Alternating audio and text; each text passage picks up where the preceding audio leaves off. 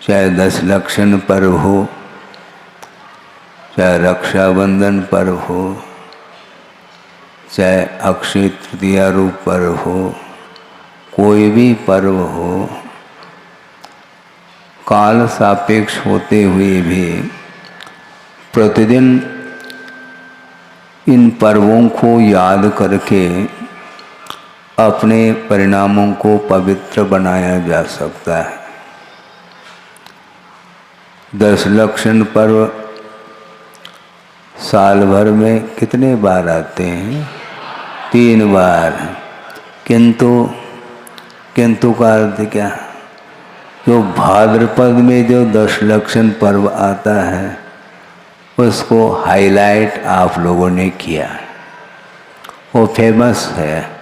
और 2 जो पर्व आते हैं वो कब आते हैं कब चले जाते हैं किसी को ज्ञात नहीं रहता है। इन तिथियों को एक निमित्त बना करके धर्म की आराधना आप लोग करते हैं, किंतु श्रवण के लिए प्रतिदिन ही पर्व महसूस होता है। धर्म की ओर दृष्टि जाती है, आराधना की ओर दृष्टि जाती है। प्रतिपल धर्म का आलम्बन लेकर के अपने अज्ञान दशा में जो अर्जित पाप कर्म है उनका क्षय करने के निमित्त को लेकर के निरंतर वो आराधना करते रहते हैं। इसीलिए यह प्रतिदिन का क्रम चल रहा है। आप लोगों के बीच में काफ़ी संख्या में जनता एकत्रित होती है और प्रवचन के उपरांत यह पूरा हॉल खाली हो जाता है। हॉल का खाली होना अलग वस्तु, किंतु धर्म से खाली कभी भी नहीं होना चाहिए। धर्म का आलंबन अपने को निरंतर लेना है। धर्म ध्यान के माध्यम से ही पुण्य का संचय भी होता है और पाप कर्म की निर्जरा भी होती है, ऐसा आगमकारों ने कहा है। एक प्रसंग बना रहा हूँ, आपके सामने रख रहा हूँ कि सन 80 की बात है। छठखंड आगम की वाचना को लेकर के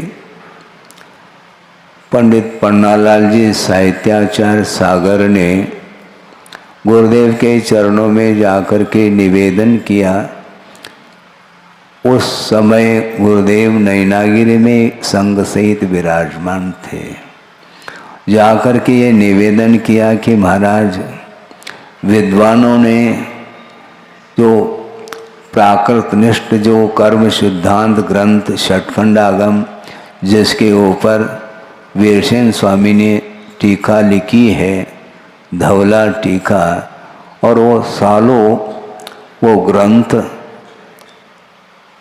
अलमारी में बंद हैं और विद्वानों ने श्रम करके उसका अनुवाद किया है राष्ट्रभाषा में, हिंदी में, और उसका वाचन आपके सानिध्य में हो तो एक बहुत सुखद अनुभव होगा।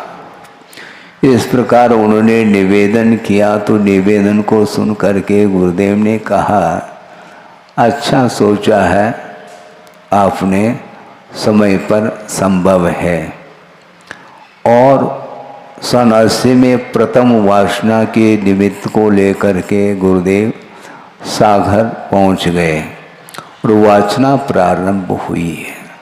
एक प्रसंग उसी वाचना में, धवला ग्रंथ में वह प्रसंग आया था, उसको लेकर के हमें भी कुछ पाठ मिलता है।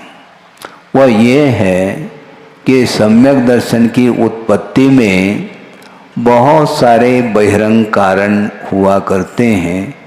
जाति स्मरण है, जिनबिंब दर्शन है और जन महिम दर्शन है, वेदनानुभव है, इसी प्रकार धर्म श्रवण को भी सम्यक दर्शन की उत्पत्ति में बहिरंग कारण के रूप में स्वीकारा है और धर्म श्रवण के माध्यम से चारों गति में भी सम्यक की उत्पत्ति बतलाई है। और उसमें विषय ये है 7 पृथ्वी हैं जहाँ पर नारकी रहते हैं, उसमें प्रथम पृथ्वी से लेकर के तृतीय पृथ्वी तक जो नारकी रहते हैं उनके सम्यक की उत्पत्ति के लिए धर्म श्रवण बताया है। और उसके नीचे के पृथ्वियों में जो नारकी रहते हैं वहाँ पर धर्म श्रवण के माध्यम से सम्यक की उत्पत्ति नहीं होती है, ऐसा कहा है। विकल्प ये उत्पन्न होता है कि वहाँ पर धर्म श्रवण के माध्यम से जब सम्यक की उत्पत्ति होती है तो धर्म श्रवण कराने के लिए कौन जाता है वहाँ पर नरकों में, अधोगति में? उत्तर ये दिया है कि देवों का वहाँ पर पहुँचना संभव है और तीसरे पृथ्वी तक देव लोग जा करके उन नारकियों को संबोधित करते हैं। अर्थ ये है कि वहाँ पर जितने भी नारकी हैं वह सारे सारे सम्यक दृष्टि ही होते हैं, ऐसा नहीं, और सारे सारे मिथ्या दृष्टि ही होते हैं, ऐसा भी नहीं है। और वे नारकी कुछ मिथ्या दृष्टि भी होते हैं और सम्यक दृष्टि भी होते हैं, किंतु धर्म श्रवण कराने के निमित्त को लेकर के देवों का वहाँ जाना होता है। वहाँ पर शिष्य ने प्रश्न किया कि महाराज तीसरे पृथ्वी तक देवगण जाते हैं और धर्म श्रवण के माध्यम से यह कार्य हो रहा है, और तीसरे पृथ्वी से नीचे जो नारकी हैं मिथ्या दृष्टि नारकी, उनको सम्यक दर्शन प्राप्त कराने के लिए देव क्यों नहीं जाते हैं? स्वाभाविक याद हो, यह सिद्धांत है। तीसरे पृथ्वी के नीचे देवों का आवागमन संभव नहीं। इसके उपरांत भी शिष्य ने जिज्ञासा रखी कि महाराज तीसरे पृथ्वी से नीचे जो नारकी सम्यक दृष्टि भी होते हैं और वे मिथ्या दृष्टि नारकियों को संबोधित करके धर्म श्रवण करा करके वहाँ पर मिथ्या दृष्टि नारकियों को सम्यक प्राप्त क्यों नहीं कराते हैं, यह बहुत बड़ा प्रश्न उन्होंने रखा है। तो इसका समाधान देते हुए वीरसेन स्वामी ने स्पष्ट किया है कि भव संबंधेन पूर्ववेर संबंधेन वा परपर अनुगेज अनुग्रहाय भावानम असंभवादो कहा। अर्थ यह है कि वहां पर परस्पर में एक दूसरे को अनुग्रह करने का भाव, अनुग्रहित होने का भाव उनमें नहीं होता, क्योंकि एक भाव का ही ऐसा संबंध जुड़ जाता है कि वहां पर एक दूसरे के प्रति अनुकंपा का, उपकार का, अनुग्रह का भाव जागृत नहीं होता, क्योंकि परस्पर में वैर बंधा हुआ है। चाहे मिथ्या दृष्टि नारकी हो चाहे सम्यक दृष्टि नारकी हो, उन दोनों की प्रवृत्ति में कोई अंतर देखने को नहीं मिलता है। इसलिए धर्म श्रवण के माध्यम से वहां पर सम्यक को प्राप्त कराया नहीं जाता। यानी सम्यक दृष्टि नारकी हो और वह गद्दी पर बैठ करके मिथ्या दृष्टि नारकियों को धर्म श्रवण करा दे, संभव नहीं। इसीलिए गुरुदेव इन दिनों में बार बार उन्होंने कहा कि सम्यक दर्शन को सक्रिय बनाने की बड़ी आवश्यकता है।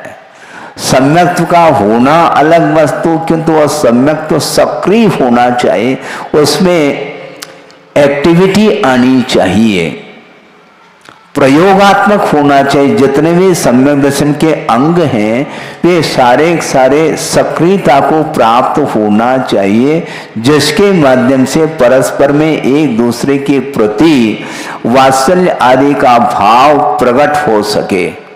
तो वहां पर परस्पर वात्सल्य आदि भाव नहीं होते हैं, नरक में सम्यक दृष्टि होते हुए भी उन दोनों की चेष्टाओं में कोई भी अंतर देखने में नहीं आता, क्योंकि नारका नित्या अशुभतर लेशा परिणाम देह वेदना विक्रिया। इस प्रकार उमा स्वामी महाराज ने तत्पर सूत्र में तृतीय अध्याय में सूत्र दिया। वहां पर निरंतर संक्लेश परिणाम को लिए हुए रहते हैं, अशुभ लेशा के साथ ही उनका जीवन व्यतीत होता है। इसलिए एक दूसरे के प्रति अनुकंपा का भाव, दया का भाव, परोपकार का भाव नहीं आ सकता, ये कहा।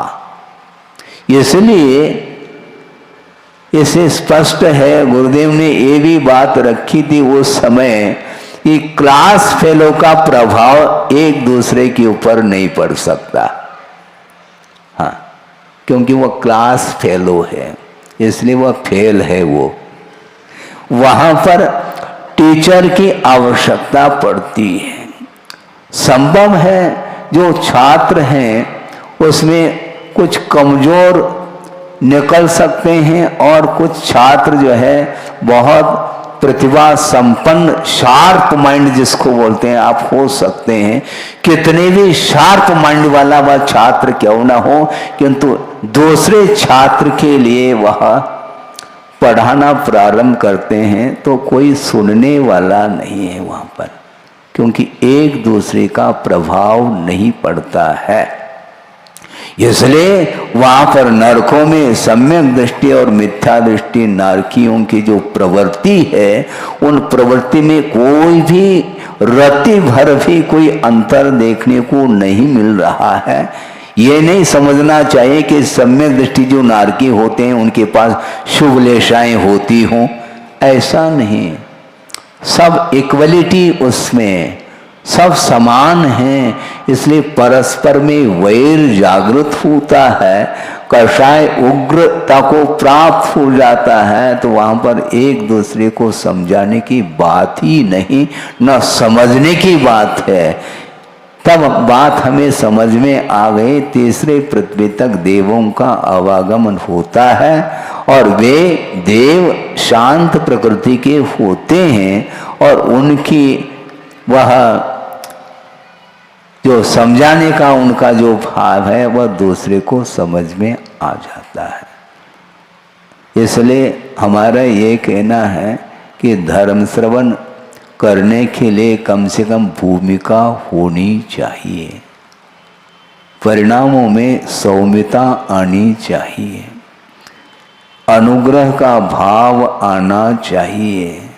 मात्र मैं समझा रहा हूं बैठो, इस प्रकार यदि कहोगे तो वही कहेगा तुम भी बैठ जाओ, कोई आवश्यकता नहीं तुमसे समझने की, हम समझ लेंगे, जिससे समझना है उनसे समझ लेंगे। इस प्रकार का उत्तर मिल सकता है। इसलिए वस्तुतः धर्म श्रवण करने के लिए भी और कराने के लिए भी वह शांत परिणाम रखना पड़ता है। गुरुदेव ने एक बार ये भी प्रसंग दिया था, सारे उन्हीं के प्रसंग हमें याद आते रहते हैं प्रसंग के अनुरूप। उन्होंने ये कहा था, मान लो दो व्यक्ति के बीच में लड़ाई हो गई और दोनों उग्र हो गए, वहाँ पर पुलिस भी खड़ी है, तो वह उग्र व्यक्ति के पास वह स्वयं पुलिस नहीं जाती, क्योंकि वह चपेट में आ सकती है, क्योंकि वो दोनों आपे में नहीं है। आपे में नहीं मतलब है बहुत, वह इतना क्रोध प्रज्वलित हुआ है, वह एक दूसरे की बात को सुनने के लिए तैयार ही नहीं है। इसलिए देशना लब्धि की योग्य पात्रता भी होनी चाहिए, उसके बिना हम किसी को देशना दें ये संभव नहीं है। इसलिए आप लोग यहाँ पर आकर के बैठे हैं और निवेदन आप प्रतिदिन करते हैं कि महाराज आप क्यों संचालक महोदय देख रहे हैं, और वही तो निवेदन करते हैं, निवेदन आप प्रतिदिन करते हो और निवेदन को हम सुन करके एक प्रकार से विचार रखने का धर्म श्रवण कराने का भाव तो होता ही है और होना चाहिए, किंतु जब तक परिणामों में समरसता नहीं आएगी, परिणामों में जब तक उग्रता जब तक शांत नहीं होगी, आपने भी तो कई बार निवेदन किया ना, कोलाहल बंद करिएगा। हाँ, कोलाहल, इसका तो आपको भी कोलाहल पसंद नहीं ऐसा सिद्ध हो रहा है। बिल्कुल ठीक है, बाजार में जाएंगे तो भले ही कोलाहल के बिना आपका काम चलता ही नहीं है। आप किसी भी मंडी में चले जाओ, आप बिल्कुल शांति के साथ चले जाएं, ऐसा संभव ही नहीं। वहाँ का वातावरण ही उस प्रकार का होता है। तो धर्म ध्यान करने के लिए कषायों को बहुत मंद करने की आवश्यकता पड़ती है, तब कहीं जाकर के जिनवानी रुचती है, नहीं है तो वह रुचती नहीं है। रुचती है क्या? कभी कभी रुचती है महाराज, फिर कभी कभी रोचकता समाप्त होती।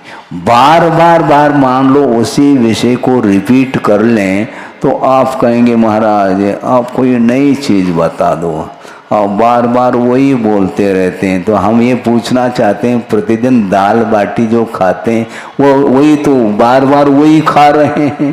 दाल भात, दाल रोटी बाटी जो भी है वही लेते रहते हैं, इसके उपरांत भी चाव से लेते रहते हैं। उसी प्रकार जो धार्मिक प्रसंग हैं उनको भी चाव से सुनना चाहिए, तो सुनाने वालों का भी मन उत्साहित होता है। हाँ। अब कहने से तालियां बजने लगी, उसके पहले नहीं बज रही थी। हाँ। हम तालियों को बजाने के लिए नहीं कह रहे हैं, किंतु वस्तुतः धर्म की ओर जो एक निष्ठा है वह निरंतर बढ़नी चाहिए है। और मैं देख रहा हूँ धर्म की निष्ठा प्रतिदिन बढ़ती जा रही है, उसका लेवल बढ़ता ही जा रहा है। क्या सुन रहे हैं? इधर उधर मत देखो, सुनो पहले। धर्म का जो लेवल है वह बढ़ता चला जा रहा है, उफान की ओर है। लेकिन धर्म, ये ध्यान रखना, आर ध्यान रौद्र ध्यान नहीं, धर्म ध्यान में बाढ़ आ चुका है और इसी को ये बाढ़ बना रहे महाराज। इसलिए हमारा निवेदन है कि आप जबलपुर छोड़ करके अन्यत्र न जाओ, ऐसा वो निवेदन कर रहे हैं। अब सोचो, जिस प्रकार यहाँ पर धर्म का माहौल बना हुआ है, क्या उस प्रकार अन्यत्र आप नहीं चाहते? यही तो हमारा स्वार्थ है महाराज।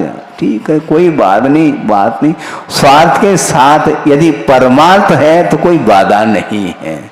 परमार्थ को भूलना नहीं चाहिए। धर्म की ओर निरंतर रुचि बढ़ती रहे, यह भावना अपनी भी है। ऐसा कौन सा व्यापारी है जो दुकान रफ्तार से ना चले, ऐसी किसकी भावना है मुझे बताओ? वो निरंतर उसमें बढ़ोतरी चाहता है, विकास चाहता है। उसी प्रकार हमारा भी मन है, ये निरंतर ये बढ़ता ही चला जाए तो बहुत ही जल्दी जो गुरुदेव की भावना रही है वह साकार रूप ले सके। प्रसंग आपके सामने रखा और इसको जब हमने सुना और उन पंक्तियों को पढ़ा तो मुझे लगा कि वस्तुतः देखा जाए जो धर्म श्रवण कराता है, देशना देने के लिए बैठता है, उसके पास एक अलग ही धर्म आत्मसात हो जाता है। जो देशना देता है तब उसका उस देशना का प्रभाव भी पड़ता है, यह निश्चित बात है। हाँ, उसके बिना प्रभाव पड़ ही नहीं सकता। अनुकंपा का भाव जागृत होना चाहिए। भीतर ही भीतर अनुकंपा है तो वह एक दूसरे को देख करके वह कप नहीं रहा है, दूसरे को कपा रहा है, वो नहीं होना चाहिए। अनुग्रह का। इसलिए गुरुदेव ने कहा कि सम्यक दर्शन को सक्रिय बनाइए आप। सम्यक दर्शन का होना अलग वस्तु और प्रतिदिन प्रतिपल उन आठों अंगों का अनुपालन जो करता रहता है उसका सम्यक दर्शन बहुत निर्मलतम होता चला जाता है। अपने आप ही उसकी छवि को देकर के, उनकी चेष्टाओं को देकर के दूसरे का कषाय जो क्रोधाग्नि है अपने आप शांत हो जाती है। अत्रने पतिता वन्नी स्वयमेव विलीयते, ये कहा है। अग्नि है और वो अपने आप शांत होती है। क्यों? उसके लिए ईंधन नहीं मिलता है तो अपने आप शांत होती है। उसी प्रकार कोई मान लो उग्र प्रकृति का है, रह आवे, उसके लिए ईंधन नहीं मिलना चाहिए तो अपने आप वो उग्रता शांत हो सकती है, होती है। इसलिए आचार्यों ने कहा है अपने कषायों को कम करने का पुरुषार्थ करिएगा। अब हम ये पूछना चाहते हैं आपकी धारणा क्या है, हमें बता दो। महाराज ये बहुत कषाय करता है, ऐसा कई व्यक्तियों के मुख से सुना है। किंतु कषाय का अर्थ केवल आप क्रोध को ही कषाय मानते हैं, मान को भी कषाय मानो। क्योंकि क्रोध, मान, माया और लोभ ये चार कषाय हैं। ये उत्तरोत्तर प्रगाढ़ता को लिए हुए हैं। सबसे अंत में लोभ जाता है, ये ध्यान रखो। 10वें गुणस्थान तक वह लोभ बना रहता है। भले वो सूक्ष्म संचलन लोभ है किंतु उसका अस्तित्व वहां तक है। इसलिए उस सूक्ष्म लोभ के उदय में वह पाप प्रकृति का भी आश्रव कराता है। भले ही वह जघन्य स्थिति अनुभव को लेकर के कराए, ये अलग वस्तु है। तो इसलिए मात्र क्रोध को ही कषाय नहीं मानो, मान भी बहुत भयानक है। कई लोग टोपी पहनते हैं लेकिन थोड़ी सी टेढ़ी रहती है, वह किसका प्रतीक है? वही मान का प्रतीक है। चाल ढाल में अंतर आता है, वह मान को ही सूचित करता है। हाँ, करता है कि नहीं महाराज? ये आम बात है, बिल्कुल पक्की बात है। उसके चाल ढाल बोल चाल सब में अंतर आता है। अभिमान वह सामने दिखता है। इसलिए थोड़े बहुत भी अवमानना हुई तुरंत क्रोधाग्नि उद्दीप्त हो जाती। क्यों? क्योंकि मान को धक्का लग जाता है तो मान हानि का दावा करने के लिए खड़ा हो जाता है। वो सोचो, ये क्रोध से भी भयानक ये कषाय मानी जाती है। हाँ, क्यों? मान को धक्का लग रहा है तो मान का भी लोभ हो सकता है, मान का भी लोभ, भूख है उसको, सम्मान चाहता है। और सोचो, मंच पर किसी का सम्मान किया जा रहा है, अन्यथा न ले, किंतु हकीकत में बताना चाहता हूं क्योंकि बिठाया आपने देशना के लिए तो बताना तो पड़ेगा ही। मंच पर मान लो किसी का सम्मान होने जा रहा है और शाल और ओढ़ा करके श्रीफल आदि भेंट करके उसको सम्मानित किया जा रहा है। और मान लो उसके गोद में एक छोटा सा लड़का है, उसको क्या कुछ महसूस हो रहा है? पिताजी को ठंड लग रही होगी इसलिए शाल ओढ़ाया जा रहा है, ऐसा ही सोच सकता है वो। उसकी बुद्धि इतनी काम करती है, उसको क्या मालूम है सम्मान क्या वस्तु है, अपमान क्या वस्तु है, इसका कोई भी बोध नहीं उसको। इसलिए छोटे अवस्था में कर्म फलते नहीं। कुछ ऐसे कर्म हैं जो छोटे बाल्य अवस्था में भी फलते हैं। जैसे मान लो माँ के गोद में लड़का है और गोद से नीचे उतारती है तो वह चिल्लाता है, वो भयभीत होता है अपने आप को और बार बार वह लिपटने का पुरुषार्थ करता है क्योंकि भयभीत हो रहा है। ये भय कर्म की उदीर्णा हो गई, शोक की उदीर्णा हो गई और थोड़े बहुत उसके लिए अनुकूलता मिल गई तो हास्य की भी उदीर्णा हो सकती है, खेलने लग जाता है। किंतु मान उसको कभी सताता नहीं। लोभ भी नहीं सताता उसको। भूख लग गई और समय पर उसको कुछ मिल गया तो उतने में ही उसका वह शांत हो जाता है। किंतु मान का भूखा संसारी प्राणी, उसको समझाना बहुत कठिन है। अहम अग्रे कहता हूं, मैं आगे चलूंगा। हाँ। ये मैं जो है ना, ये भयानक चीज है। गुरुदेव ने कहा था कि मैं को छोड़ो और मैदान में आ जाओ, तभी प्रभावना हो सकती है। मैं की जो बात, जो रट लगती है, वो ठीक नहीं है। कर्तव्य के दृष्टि से अपने को कार्य करना है। मैंने किया, इस प्रकार का जो भाव जागृत होता है, उसी का नाम अभिमान माना जाता है। अभिमान ठीक नहीं, स्वाभिमान अलग वस्तु। स्वाभिमान में और अभिमान में जमीन आसमान का अंतर है। स्वाभिमान का अर्थ गौरव होता है।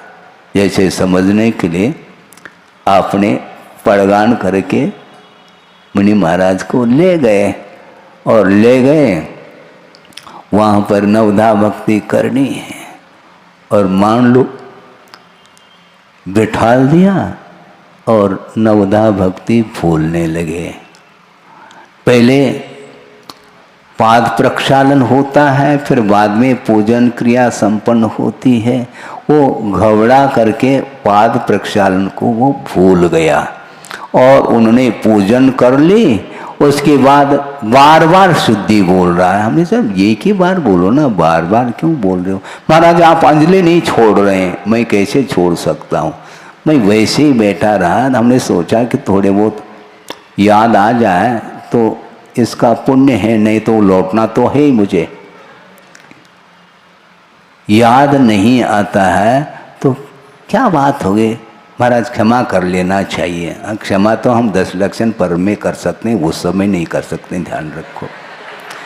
क्यों? नवधा भक्ति को आपने पूर्ण नहीं की, महाराज माफ कर देना चाहिए। इस प्रकार माफ तो हम नहीं कर पाएंगे। बाद में भले ही उनको समझा दें, किंतु वहां पर मौन तोड़ करके समझाने की आज्ञा है ही नहीं आगम की। और 1 मिनट और देख लिया तो वो बार बार शुद्धि बोल रहा है कि दूसरा व्यक्ति खड़ा देख रहा है कि हो क्या रहा है। महाराज अंजलि क्यों नहीं छोड़ रहे हैं? पूछ लो क्या हो रहा है। तुमने क्या किया? क्या किया है? देखो पूजन कर लिया, उसके पहले उच्चासन विराजो ये भी कहा है, शुद्धि भी बोली, और क्या बुलवाना चाहो? महाराज हमारी 7 प्रतिमा है। भैया तुम 7 रखो या 8 रखो, इससे हमें कोई प्रयोजन नहीं है, किंतु विधि पूरी होनी चाहिए। किसी ने पूछा कि क्या किया तुमने? सब कुछ किया क्या? नहीं। पूजन के पहले क्या किया? पूजन के लिए पहले क्या करना है? कुछ नहीं किया हमने। पाद प्रक्षालन करो। अच्छा हम भूल गए महाराज। हाँ भूल गए, हाँ सुधा आ गई। होता है इस प्रकार। लेकिन महाराज आपको तो कोई पूजन से प्रयोजन है ही नहीं, क्योंकि कोई आलोचना करे, कोई आरती उतारे, कुछ भी करे, आप तो वीतरागी हैं। इसलिए यदि मान लो कोई गड़बड़ी होती भी है तो दोनों हाथों से आपको आशीर्वाद देना चाहिए, क्षमा कर देना चाहिए। नहीं, इसी को बोलते हैं स्वाभिमान। ये अभिमान नहीं है, ध्यान रखो। क्योंकि उस वक्त यह विधि अनिवार्य है। अन्य समय में आप नमोस्तु भी नहीं करते मान लो तो हमें कोई भी आपत्ति नहीं, उस वक्त ध्यान नहीं हमारा। किंतु उस समय तो निश्चित रूप से ये सारी क्रियाएं संपन्न होनी चाहिए। और कल ये बात आपके सामने रखी थी स्वाभिमान की। आदिनाथ भगवान ने 6 महीने तक अलाप हुआ, किंतु मुख से उन्होंने किसी को कुछ भी नहीं कहा और याचना नहीं की उन्होंने। ये ध्यान रखो, याचना करने का अर्थ दीनता है। जो दीनहीन होता है वही याचना करता है, मुझे कुछ मिल जाए। महाराज फिर आप उठते क्यों? उठने का अर्थ भी इनडायरेक्टली याचना ही तो है। नहीं, ऐसा नहीं।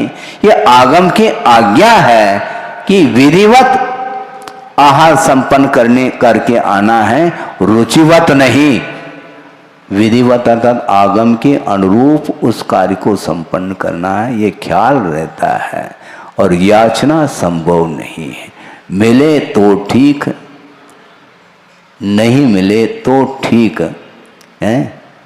आपके हाथ में थाली है, भरी हुई है, आप भूल रहे हैं, इसलिए हम आपको इशारा कर दें अथवा अपने हाथ से ले लें तो, क्योंकि आप देने के लिए तो खड़े हैं। नहीं, आप देने के लिए खड़े हैं, विधिवत आपको देना है, तब मैं लूंगा। हाँ, बल्कि गुरुदेव ने ये कहा था कि आप जो दाता हैं वो एक प्रकार से औपचारिक हैं, वस्तुतः श्रमण ही दाता होता है। ये महाराज ये नई बात बता दी आपने, नई नहीं है, आपने नहीं सुनी होगी। सही बात कहा गुरुदेव ने, क्योंकि श्रमण ही दाता होता है, विधिवत वह आहार लेता नहीं, इस शरीर को विधिवत आहार देता है वो।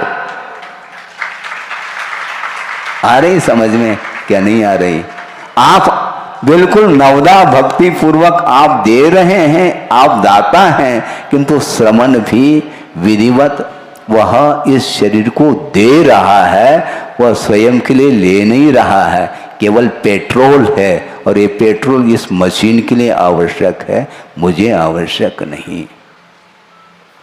इसको देना, उसके बिना रत्नत्रय का अनुपालन संभव नहीं, इसलिए आगम के अनुरूप ही उस आहार को ग्रहण करके आते हैं।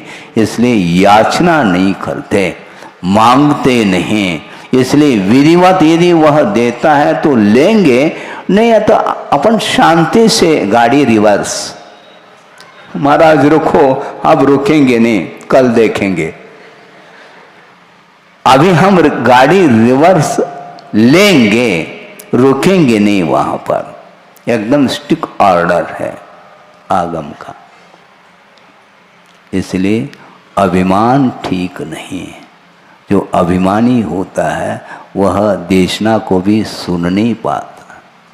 देशना को सुनने के लिए भी कषायों का शमन अनिवार्य है, और मात्र क्रोध ही कषाय नहीं, क्रोध से भी भयंकर कषाय यदि कोई है तो मान कषाय माना जाता है।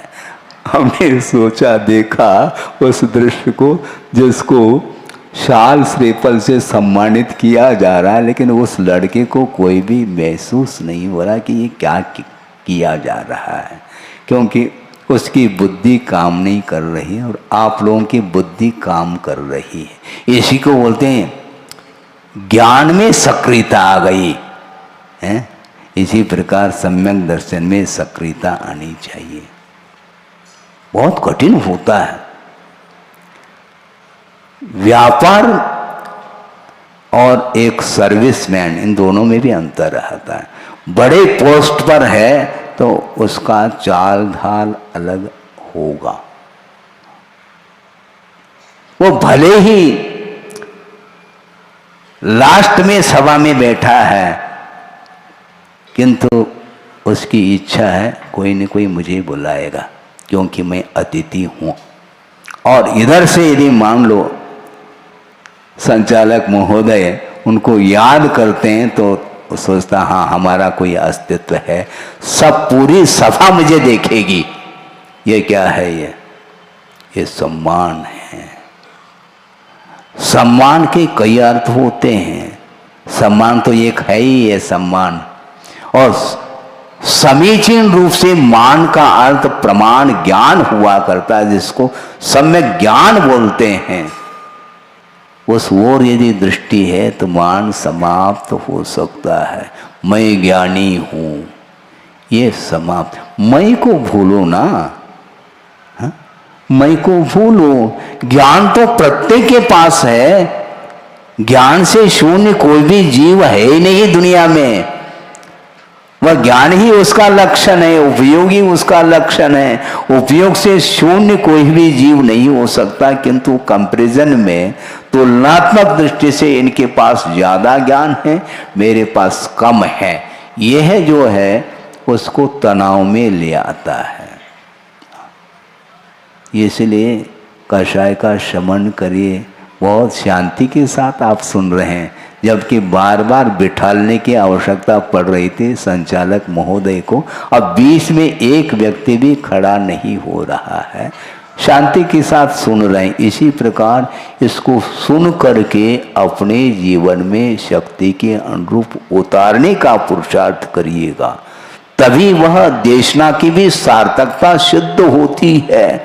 और उन नारकियों को भी देशना देने के लिए देव पहुंचे हैं, देशना लब्धि उनको भी हो रही है, और उस देशना को सुन करके सम्यक की उत्पत्ति उन नारकियों के जीवन में भी वह घटित हो रहा है। पर अपन तो मनुष्य है ना, तो मनुष्य है तो मान को कम करो। प्रायः मनुष्य गति में मान कषाय से ही वह स्टार्ट हो जाती है गति। मनुष्य गति में सबसे ज़्यादा मान का प्रभाव रहता है, नरक गति में क्रोध का रहता है, तिर्यंच गति में माया का प्रभाव रहता है, और देव गति में लोभ का प्रभाव रहता है। इसीलिए, और दूसरी बात ये है, क्रोध जो उत्पन्न होता है उसके पीछे क्या रीजन है आप बताओ। महाराज आप ही बताने के लिए बैठे हैं, हमें बताने की क्या आवश्यकता है। हम बताना चाह रहे हैं, क्रोध यदि उत्पन्न होता है उसके पीछे लोभ विद्यमान है। लोभ के बिना क्रोध आ ही नहीं सकता। पर वस्तु के प्रति स्वामित्व बुद्धि का अभाव जिसके अंदर है, वह क्रोध किस बात को लेकर के करेगा, आप विचार तो करो। आपकी चीज किसी ने उठा ली, क्रोध उत्पन्न होगा। भाई साहब ये तुमने उठाया, तुम्हारी चीज है क्या? नहीं है, मैं देने के लिए उठाया था। हाँ तब तो ठीक है। आपको आप कहीं भूल न जाए, चौपाट पर जो हरा नोट गिरा हुआ है, हमने जो उठाने का प्रयास किया है वो आपके लिए उठाने के लिए प्रयास किया। भले स्वयं के लिए किया हो तब भी वह मायाचरी यूं आ जाती है, क्योंकि इधर से आवेश में आ रहे हैं तो भैया हम तो कमज़ोर ठहरे, तो इसलिए जल्दी से दे दो। नहीं नहीं, आपको देने के लिए हमने उठाया था, क्योंकि परोपकार की भाव हमारे अंदर है क्या नहीं वो जाने, लेकिन इस प्रकार शो किया जाता है। इसी को बोलते हैं ड्रामा। संसारी प्राणी ने अभी तक ड्रामा खेला है। वस्तुतः भीतर से धर्म की आराधना यदि करते हैं तो यहाँ पर संसार में इस धरती पर जन्म लेना ही नहीं पड़ता। एक प्रसंग रख करके इस विषय को पूर्ण कर लेता हूँ कि एक व्यक्ति है और वह किसी संत के पास पहुँच जाता है और निवेदन करता है कि महाराज हमारे लिए स्थान मिलना चाहिए आपके चरणों में। अच्छी बात है, ठीक है, मिल जाएगा। और उनके सानिध्य में रह करके धर्म की आराधना करने की बात उसके अंदर आ गई और उन्होंने आशीर्वाद दे दिया। और उनके साथ रहते रहते रहते लगभग 10-12 साल हो गए हैं। 10-12 साल हो गए तो उसके मन में एक बात आ गई कि महाराज हमने सुना था लेकिन वह वैसा महसूस नहीं हो रहा है। क्या आपके सानिध्य में रह करके कुछ प्राप्त करना चाहता था, वह नहीं हो पा रहा है। तो उन्होंने ये कहा, एक काम कर लोगे आप, जो कहो। एक काम करो, एक कटोरा लेना और उस कटोरे को ले आना, खाली नहीं। किससे भर कर? जल चाहिए, मतलब जल नहीं चाहिए, उसमें शराब भर करके ले आओ। हैं? ले आया। उसने सोचा कि पता नहीं क्यों है, संत जी हैं और फिर भी शराब मांग रहे हैं। ओहो क्या होता है देखो तो सही। और आप भी लगन से सुन रहे हैं उस विषय को। और वह ग्लास में अथवा कटोरे में शराब लेकर के आया तो संत जी ने कहा इसको क्या करना, कुछ नहीं करना, इसको एक एक घूंट लेकर के कुल्ला करना है। अच्छा इससे क्या होगा बाद में बताऊंगा तुम्हें, अभी नहीं। वो कुल्ला कर लिए उसने, और कुल्ला करके 2 4 6 कुल्ले करके वह ग्लास पूरा खाली हो गया। संत जी पूछ रहे हैं उसको क्यों, नशा चढ़ा? नहीं तो क्यों, हमने कुल्ला कर लिया, यदि पी लेता तो नशा चढ़ जाता। तो संत जी कहते हैं तुमने भी धर्म का कुल्ला ही किया है।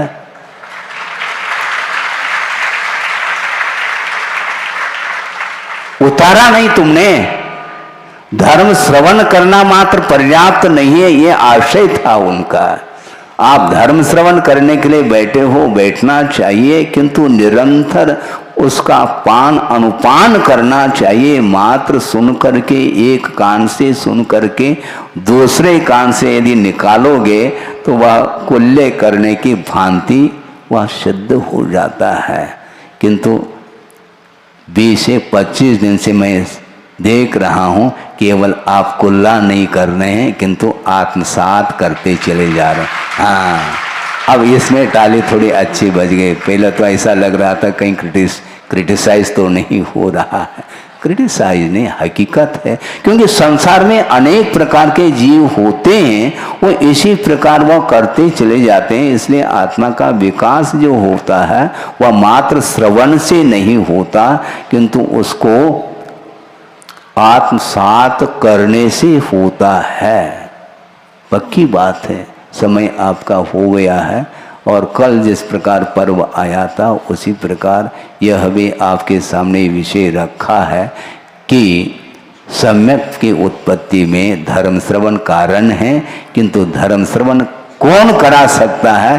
क्लास फेलो नहीं करा सकता। ये लिखे रखिए आप। क्योंकि धर्म श्रवण कराने वाला जो व्यक्ति होता है वह निरंतर आत्मा की ओर ही उसकी दृष्टि रहती है और पर पदार्थों के प्रति वह एक रत्ती मात्र भी उसका आकर्षण नहीं रहता है। संसार में रहते हुए भी संसार से ऊपर उठने का निरंतर वो प्रयास करते रहते हैं। और जो संसार से ऊपर उठना चाहता है तो उसके लिए भी आगम के अनुरूप देशना देकर के उपकृत करते हैं। इसलिए गुरुओं ने जो उपकार किया है हम लोगों के ऊपर वह महान उपकार है उनका, और उस उपकार को हम चुका नहीं पाएंगे।